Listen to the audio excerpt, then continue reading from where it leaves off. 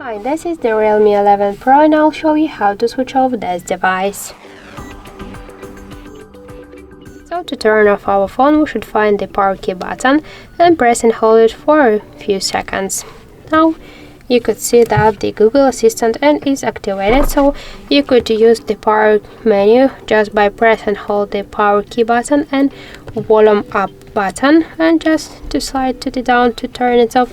Or also you could go to the settings, scroll down to the additional settings, click the power button and switch press and hold the power key from voice assistant to power menu. So that's it.